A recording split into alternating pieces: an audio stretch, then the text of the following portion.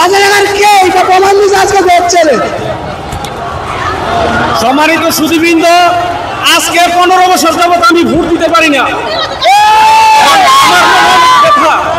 কিন্তু প্রশ্ন হচ্ছে যে আমার কি কোনো পছন্দের প্রার্থী নাই যে প্রার্থী এদেশের উন্নয়নে কাজ করবে? আমার কি কোনো পছন্দের প্রার্থী নাই যে প্রার্থী এই দেশের গণতন্ত্রকে একটি আদর্শ গণতন্ত্রে পরিণত করবে? আমার কি কোনো প্রার্থী নাই যে প্রার্থী এদেশের মানুষের কল্যাণে কাজ করবে? আমার কি কোনো প্রার্থী নাই যে দেশের প্রার্থী এদেশে একটি আদর্শ গণতান্ত্রিক রাষ্ট্র প্রতিষ্ঠা করবে? কিন্তু আমার সেই বাদ ভাঙা বক্তব্য আজকে 15 বছর যাবত আমি কথা বলতে পারি নাই। আজকে আপনাদের সামনে আমি স্বতঃস্ফূর্তভাবে বললাম যে আপনারা সবাই আজকে একটি নিরপেক্ষ, স্বাধীন এবং অবাধ, সুষ্ঠু, নিরপেক্ষ নির্বাচন আমরা বাঙালি জাতিকে উপহার দিতে চাই।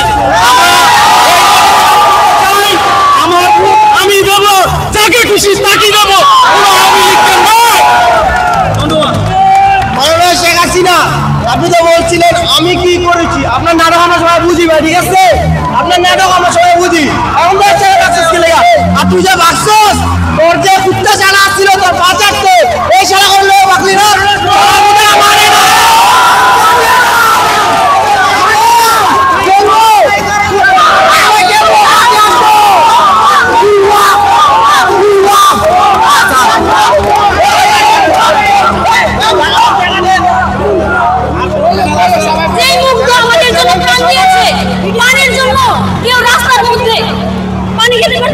সেই মুগ্ধ স্বাধীন হয়েছে।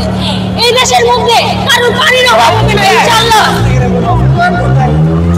তারা বলেছে, ছাত্রলীগ আমাদের এইভাবেও বলেছে যে কোন সরকার আসবে এই দেশের মধ্যে। শেখ হাসিনার পরে কোনো সরকার নেই। শেখ হাসিনা প্রভু হয়ে গেছে। শেখ হাসিনা তার সেনাবাহিনীর প্রধানকে ওর আত্মীয়কে সেনাবাহিনীর প্রধান দিয়ে রেখেছে। ও পুলিশের আওতায় সবকিছু রেখেছে। পুলিশ ওর পা চাটে রাত্রেবেলা ও মার্ডার করেছে যাদের, দাফন হয়েছে ফ্যামিলি শুনতে জানা না ঢাকার মধ্যে। এমনও কাহিনী হয়েছে। আমি ধিক্কার জানাই এমন সরকারকে।